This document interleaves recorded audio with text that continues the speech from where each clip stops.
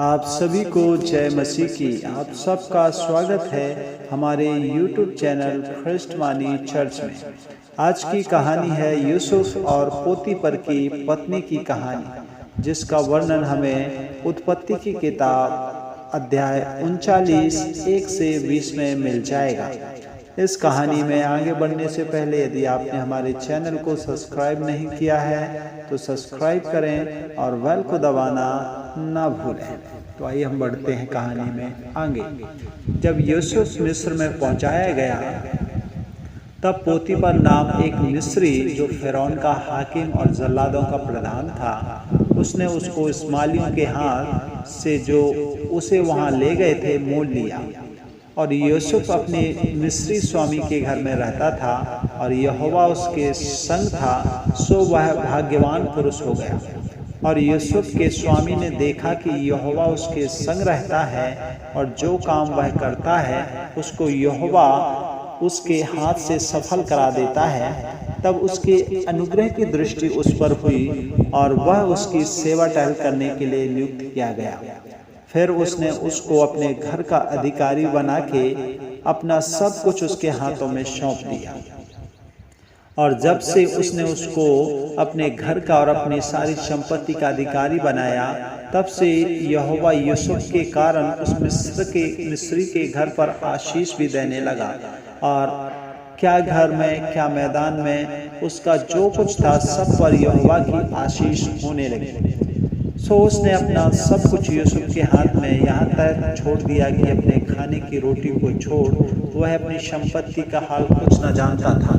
और यूसुफ सुंदर और रूपवान था। इन बातों के पश्चात ऐसा हुआ कि उसके स्वामी की पत्नी ने यूसुफ की ओर आंख लगाई और कहा, मेरे साथ सो।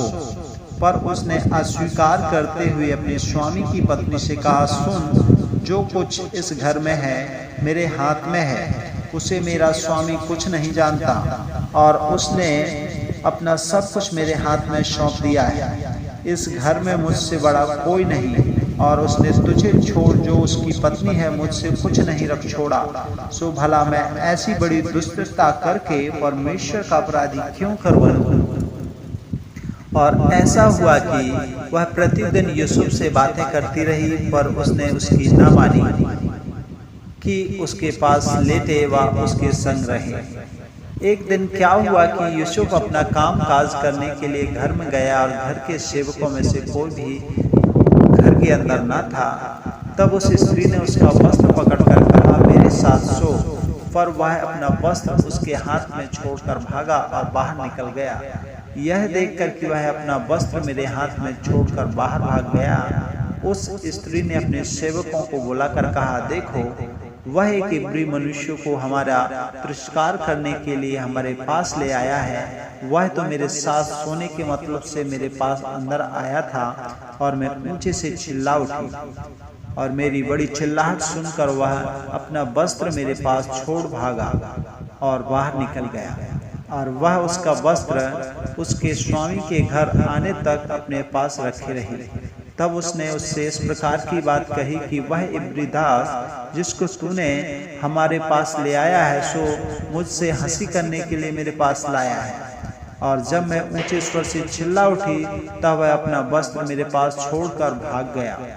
अपनी पत्नी की ये बातें सुनकर कि तेरे दास ने मुझसे ऐसा ऐसा काम किया है, यूसुफ के स्वामी का कोप भड़का और यूसुफ के स्वामी ने उसको पकड़कर बंद गृह में डाल दिया, जहां राजा के कैदी बंद थे, डलवा दिया। सो वह उस बंदी गृह में रहने लगा। और बाइबल बताती है इसके पश्चात भी यहोवा यूसुफ के संग था और उसके साथ चलता था।